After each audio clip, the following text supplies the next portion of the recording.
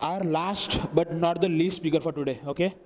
So he is a Hugging Face Fellow, Google Developer Expert in ML, also the first GDE from Generative AI and Keras subcategory in whole India.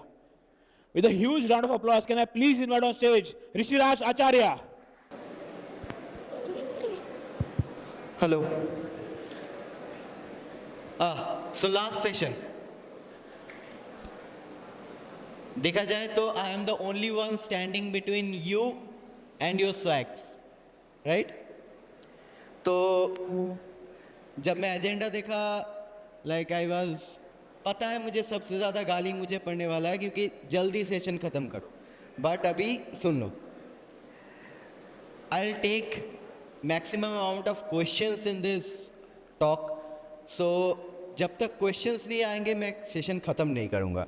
तो keep your questions ready. After the session I'll take at least 2 to 3 questions and then end. So let's begin. So I'm Rishiraj Acharya. As our host already introduced, I'm a Google Developer Expert in Machine Learning, a Hugging Face Fellow, a Google Summer of Code student at TensorFlow, a Kaggle Competition Master, and yeah, I work as a machine learning engineer at a company called TensorLake, right? And while working at TensorLake, I came across these ideas of RAG, agentic RAG, LLMs. But before I jump to that, it's important to ask what's the need of a session on multimodality, right? Turns out, we as humans, we don't only process text. We perceive the world in a way where we get to read text, see images, videos, and hear to sound, right? When I am talking about a cat baby, while I can talk in a way like cat is a cute pet animal, I can also show you a picture of a cute cat, gives a better impression of a cat. Even better, I can show you a video of a cat, even cuter. The next one is not cute, but of course, you can imagine a cute cat by hearing a meow sound, right? So, why not have our computers do question answering in such a manner? So, to do that, we have something called as multimodal embeddings, right? So, how many of you have an idea of embeddings, vector spaces? Yeah. Just give a raise of hand. All right. So let's say embedding is a n-dimensional space. Before talking of n-dimensional space, how many of you had a mathematics subject, like you were computer students or had mathematics? Almost all of you. So you will understand at least this. So you can consider embeddings or vector spaces as an n-dimensional space where representations of different words can be done, right? Let's say you have a two-dimensional place. Let the n be 2 and you have a two-dimensional plane, right? And there you represent the two words apple and orange and also the word cat. So maybe you will have the vector of apple in this region, the vector of orange in this region, while the vector of cat in this region, right? Because those two vectors are very similar, so they stay together in that embedding space. While the vector of cat is different from apple and oranges, they stay at a farther location to your vector for apple and oranges, right? So this is what you would define a vector space, and embeddings are basically representation of words or any other entity, right?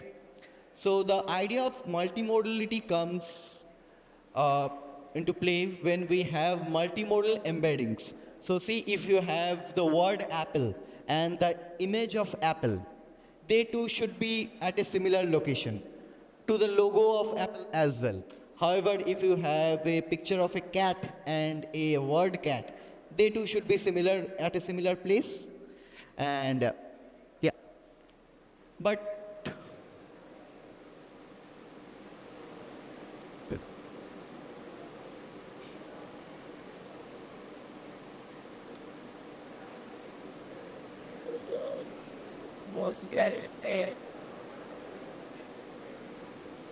yeah. Uh, so the classic idea of how we would do an multimodal search would be you have different embedding models for different modality, right? So you have one text embedding model, you have one image encoding model, video encoder, sound encoder. So, and all of them produce different kind of embeddings, and the idea is those embeddings should be at a similar place. So this was the initial idea where multimodal LLMs were not a thing still then.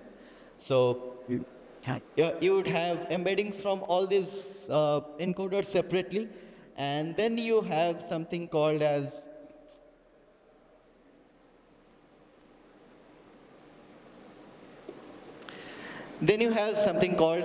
contrastive learning. So what's contrastive learning? In general, it is a technique of training embedding models wherein you pull in similar embeddings closer, whereas you push out dissimilar embeddings further, right? So you set an anchor. Anchor means the base, like you, maybe in this case, cat. You set a anchor and you push out negative examples like fruits and flowers and pull out positive examples like dogs, lions, and such stuff, right? So yeah, you can see we can extend that to multimodality as well. If you have an image of a cat, you can pull in video of a cat and text of a cat embeddings closer and push out the embeddings of an apple maybe further. So I'll get into little technicality of machine learning. So first we have an encoder, all those encoders which I showed you differently, image encoder, encoders and such stuff. Then with those embeddings, we calculate the distance between those embeddings. Distance, and then we calculate something called as contrastive loss, right? If you are into machine learning, you would have heard of this thing called contrastive loss, but don't worry, I'll not bore you with the technicalities of contrastive loss. But yeah, the idea is to minimize the distance between similar stuff and maximize the distance between uh, dissimilar stuff, right? One popular model that was trained in this way is OpenAI's CLIP model. So anyone who is into machine learning or RAG stuff would have used this CLIP embedding model very frequently. In fact, few years down the line, it was the only model we knew for doing embeddings. Even till date, we use the CLIP model. So yeah. But those are boring stuff, right? Now is the time of multimodal large language models or large multimodal model, not just large language models. So these models can take in images, videos, sounds natively. Anyone, can you answer maybe one multimodal LLM that is pretty popular these days? Anyone? Yeah. Yeah, GPT-4. GPT-4 is a multimodal LLM, right? Similar to Gemini Ultra, that is also multimodal LLM. However, GPT 3.5 was not a multimodal LLM. It used to take only text.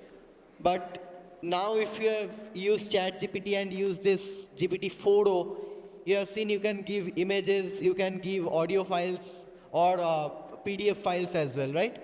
So because it's using a large multimodal LLM. Again, I'll touch a little bit on maybe how the GPT framework works and how this is achieved, this multimodality is achieved. So if, for starters, if you have no idea of what GPT or how these models work like Gemini, so these are autoregressive models, right? So what is an autoregressive model? You predict the next word or token based on your previous token, right? So if I have Jack and Jill went up, then what's the next word? The. But how do you know the? You take all of the previous words into consideration, Jack and Jill went up, and then predict the. And then for the next word, hill, you again take all the words, Jack and Jill went up the, and then you predict hill. We don't predict the entire thing together. If you have noticed, ChatGPT generates content one after the other, right? Like there's this little animation that it's filling up from left to right. That's not just for animation. That also signifies that it's generating word by word or token by token. So that's what an autoregressive model does, right? So yeah, you have a probability chart of almost all the tokens out there. Maybe you have some 50,000 words, maybe, just for example. And you have GPT generate a probability for all of those words or tokens, right? And then the word with the highest probability gets outputted as your next word. So also, on the other hand, we have something called as vision transformers. So how vision transformer works is, instead of working on a pixel level like previous neural network architectures did, what we do is we break down the image into several parts, right? Instead of working on the pixel, we break down to several parts and then work on those parts. Like maybe I break down the picture of a cat into this many parts, right? And the task is to classify if this is an image of a cat. So the vision transformer learns which part of the image is most essential in determining if this is the picture of a cat or not. In the case of a cat, you might understand that the pointed ears and the face part is most important in understanding this is a picture of a cat. So this is a way vision transformers work. And similarly, it produces probability for the highest or the most probable token. Here you can see apple, pinky, kitty, peanut. Kitty has a probability of 7. It can be converted to a probability on a scale of percentage, but compared to others, the probability is high. So what we do is we merge both of these models together into through a process called visual instruction tuning, right? Visual instruction tuning, we take joint inputs, maybe a image and a question related to the image. In this example, Yeah, anyone knows this painting? What's this? Coward. Starry Nights, right? So we give an image of a starry night and also the question, who drew this painting? Then we have the vision encoder produce encoding for the images. We have the language part handle the question, right? And then there's this projection head that takes both these embeddings and the instruction tuning that we do or the training the large language model that we do is jointly on these two embeddings, right? So after training, it can process this image and say that this is by Vincent Van, right? So now let's come to multimodal RAG because that's the main goal of this session. Why RAG?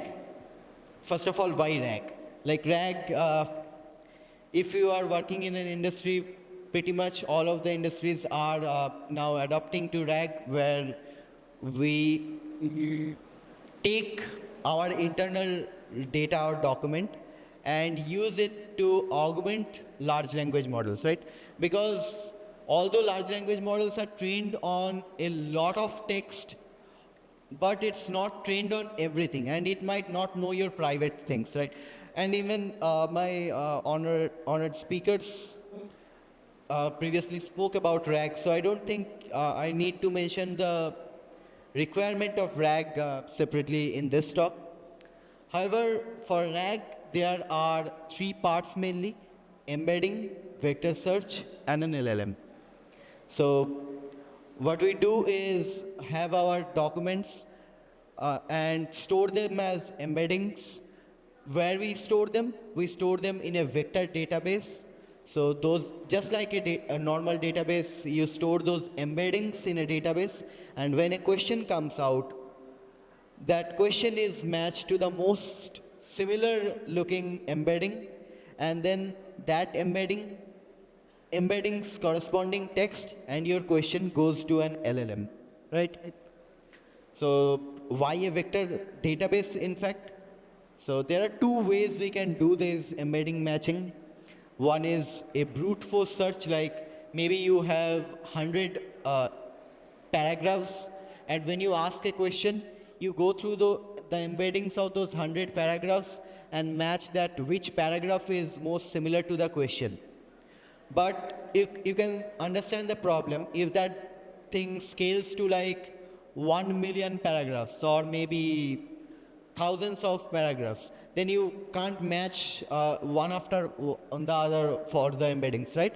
So this is where vector databases comes into play. They offer advanced matching techniques and such fancy stuff like approximate neighbor search, nearest neighbor. So you can just approximately guess which chunks or which text paragraphs is most similar to your question and can answer your question in a better way. So here I have a demo of a multimodal RAG application.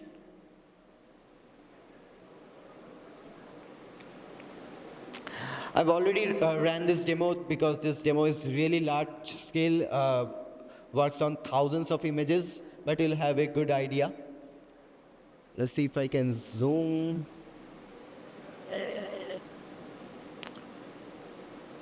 Visible, I guess. Right.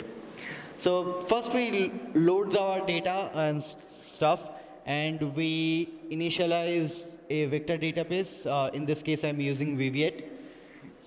So I initialized our embeddings model, our Viviet vector database, and I've already cached my embeddings because I cannot run this currently because, as I said, works on huge number of data. So I just load my backed up content, and as you can see, I am working currently on image count of 13,394 and video count of 200. It's a lot, right? So first I write a function called retrieve image, and that basically just does a query through our vector database and takes a text-based question, obviously. So let's say I say fishing with my buddies and then run this function, right? So what it does is a query through the vector database, and you can see returns the most similar image, which is buddy is a dog, but right, you get the idea. This is fishing with my buddies. So we can use this and an LLM to generate some really interesting stuff, right? So I configure our multimodal large language model, in this case Gemini. So Gemini 1.5 Flash I'll be using. And I write this function called call LLM. So what call LLM does is it takes an image and a text and gives response based on the image, right? So as you can see, if I do for this image, and please describe the image in detail. The image shows a man holding a fish in his hand. He is wearing blah blah blah, and basically the description of the image. Now, if we combine these two things, the vector store and this multimodal LLM, we have a new function called MMRAG, multimodal RAG. And now, if I ask questions related to things like paragliding through the mountains, you see it will give you the most appropriate image from your database and also return response based on that image. So the image shows a red paraglider soaring over lush green mountain range. This is really accurate, right? So that's it for the demo. I'll jump to the industry applications quickly because I heard almost 50% here is professionals, and you would like to know where these things are exactly used. So first is invoice extraction. Many shops, not even shops, even big industries deals with invoice which is in photographic format. You can't always hire a guy to like sit at the desk and get that in a JSON. And if you are a sophisticated industry or if you are really serious about your data, you just don't want your bills to lie around like that. You want to get information about those bills. You want to understand your invoices, your customers, what they are buying, what they are not. And for that, you need to process that information. And for processing, you need to extract in JSON. So this is a real-time example I'm showing you. Uses Gemini. The multimodal capabilities, it parts the front and rear brake cables, unit price 100, amount 100. So all this information is parsed in a structured way. Also, maybe you have things like posters, things like which are not invoices, but in general with advertisement you get a lot of other information, right? So you can use multimodal LLMs to get structured tables as well. In this case, see, you get this really nice table with all the information summed up here, right? And also the last thing is understanding complex logic graphs.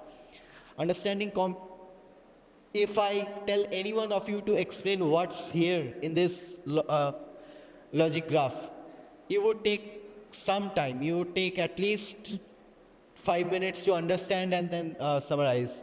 You can get really fast response and clearer understanding of the task that's associated with this graph by just using a multimodal LLM with RAG maybe, right? So that's it for the session. These are my socials. You can scan and you can follow. But now, the Q&A. Because I heard most of you had questions, asked previous speakers as well. So please go on. Yeah. I have a question that touching one means is there image for videos. But when it comes to video, I think 70 video for all that image in the this.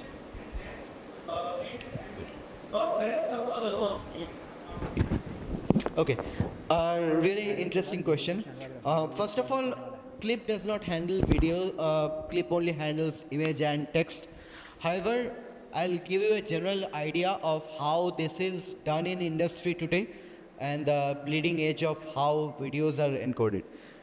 Yeah, so the first thing is videos are complex. Like videos are really complex because video is not just a collection of images. Video also has temporal sense to it, like which frames comes after which frames. That's a temporal sense which is also important in video. So embedding videos becomes challenging today, and even till the date, what we do for video is we separate out audio and use video frame by frame these days, but audio is encoded separately. And so if you see, if you upload a video to maybe Yeah.